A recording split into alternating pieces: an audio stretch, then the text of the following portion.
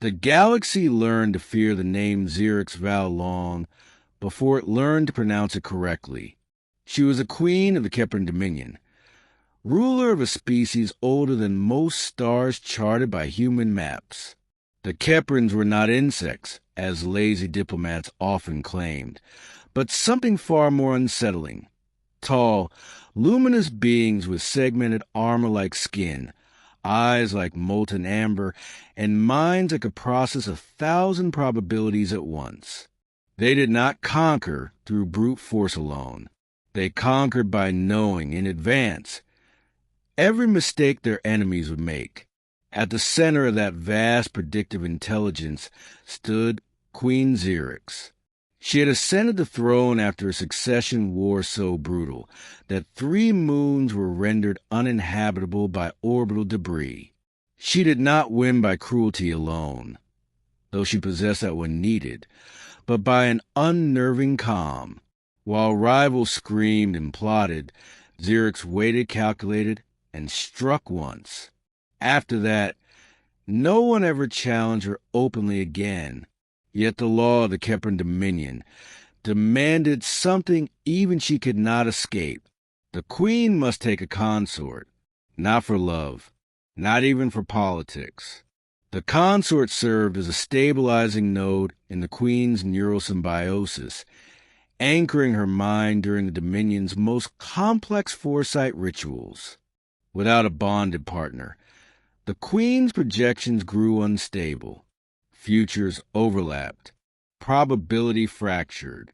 Entire fleets could be lost to a miscalculated vision. For centuries, this had never been a problem. Queens married powerful noble generals or seers bred for the role. But Xerix was different. Every potential consort died, some within days, some within hours. A few lasted long enough to believe they might survive, until their minds collapsed under the strain of her presence. The queen's consciousness was vast, heavy, and relentless. To bond with her was to stand beneath the weight of an entire civilization's future. Kepran nobles stopped volunteering. Then they stopped pretending to consider it. Whispers spread through the Dominion. She is cursed. She consumes them. She does not need a consort. She devours one. Officially, the court denied these rumors. Unofficially, the list of eligible candidates quietly disappeared. The law, however, did not disappear, and neither did the consequences. Xerix felt the instability growing within herself. During deprojection cycles, her vision fractured into contradictory futures. In one, the Dominion flourished. In another, it burned. In another, it collapsed not from war, but from hesitation. Too many choices, none fully resolved. For the first time since her ascension, the queen felt something dangerously close to fear. So she did something no Kepran ruler had ever done. She looked beyond her own species. Middle, the human variable. The Galactic Concord was a fragile alliance at best, stitched together by treaties, threats, and mutual exhaustion. Humanity was its youngest member, loud, adaptive, unpredictable. To older species, humans were both fascinating and deeply irritating. They advanced too fast, questioned too much, and survived things they had no right to survive. To Queen Xerix, they represented something else entirely. Noise. Human minds were chaotic, non-linear. Where Keprans followed probabilistic flows, humans leapt emotionally, irrationally, sometimes brilliantly, between choices. Their futures were hard to predict, not because they were smarter, but because they were inconsistent. That inconsistency intrigued her. So when the Dominion announced, under the guise of cultural exchange, that candidates from allied species could present themselves as potential consorts, the galaxy reacted with shock and horror. Most species declined immediately. The idea of bonding with the alien queen was already a death sentence for Keprans. For an outsider, it was unthinkable. On Earth, the announcement barely made headlines, until one man read it twice. Elias Rowan was not a soldier, a diplomat, or a hero. He was a systems engineer stationed on a deep space relay near the edge of Concord territory. His job involved maintaining outdated quantum arrays and writing reports no one read unless something went catastrophically wrong. He was 37, divorced, and quietly tired of life defined by safe choices. Elias had lost his wife to a shuttle accident 5 years earlier. Not dramatically, not heroically, just a wrong calculation, a micro delay in thruster response. The universe did not apologize. It simply moved on. Since then, Elias had lived with a constant awareness that existence was fragile, arbitrary, and strangely indifferent to intention. So he read about the alien queen, about a ruler so powerful that entire civilizations trembled before her, yet so isolated that no one dared stand beside her. Something stirred. Not ambition, not romance, recognition. She doesn't need someone fearless, he murmured to himself in the quiet of the relay station. She needs someone who already knows what it's like to lose. The application process was brutal. Psychological screenings, neuroresilience tests, warnings repeated so often they bordered on threat. Probability of death, 92%. Probability of permanent cognitive damage, 6%. Probability of successful bond, statistically negligible. Elias signed every waiver. When the day came to depart Earth space, no one tried to stop him. No one celebrated him either. His colleagues assumed it was a mistake or a midlife crisis or quiet suicide wrapped in paperwork. Elias didn't argue. The Kepran capital world, Valtor, was unlike anything he had imagined. Towers grown rather than built spiraled into a violet sky. Light refracted through biocrystalline structures, casting shifting patterns across vast plazas. The air hummed, not audibly but perceptibly, as if the planet itself were thinking. He was escorted to the palace alone. No guards touched him. They didn't need to. When the queen finally stood before him, Elias understood why others had broken. Zirich's vow was immense, not merely in physical height, but in presence. Her eyes burned with layered awareness. Looking at her felt like standing at the edge of a storm that could, at any moment, decide to become a hurricane. "You are human," she said, her voice resonating directly inside his mind. "Yes," Elias replied aloud, his hands trembling despite his effort to steady them. "You understand that I will see every version of you," she continued.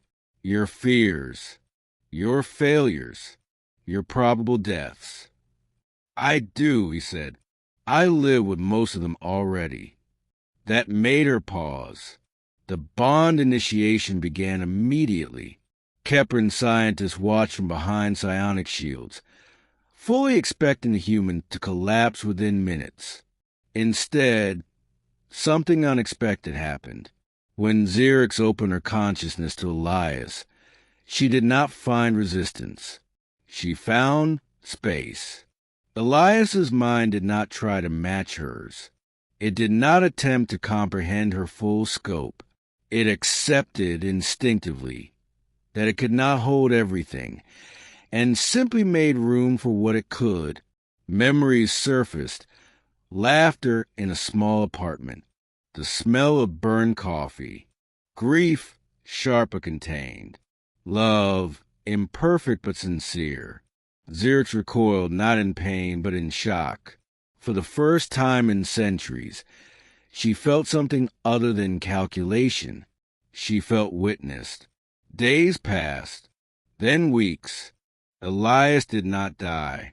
He did not lose his sanity. Instead, the Queen's fractured visions began to stabilize. Where her foresight once branched wildly, it now flowed, still complex, still vast, but grounded, anchored. Elias's unpredictability did not disrupt her projections. It softened their edges, preventing collapse under infinite possibility.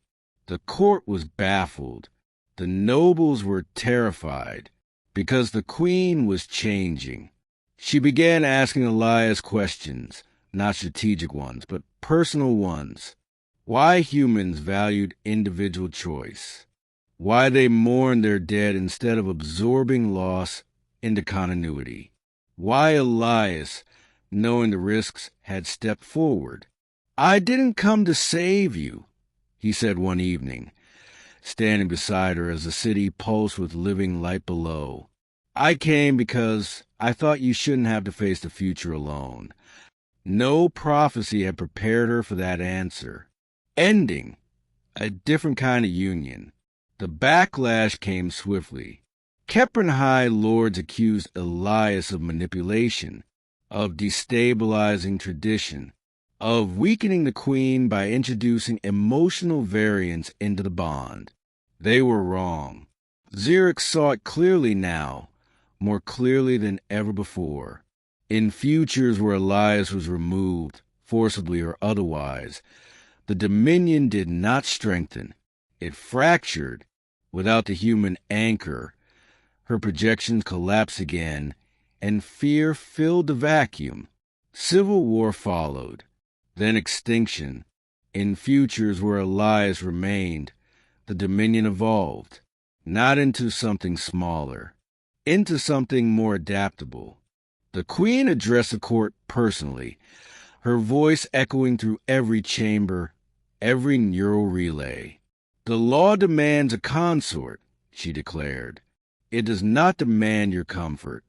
Some protested. Others plotted. None succeeded. The bonding ceremony was unlike any before it.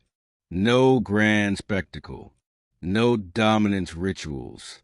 Just two beings standing together, consciously choosing a shared future. When the final neural link was established, Elias felt it. The vastness of Xerx's awareness, no longer crushing, but shared.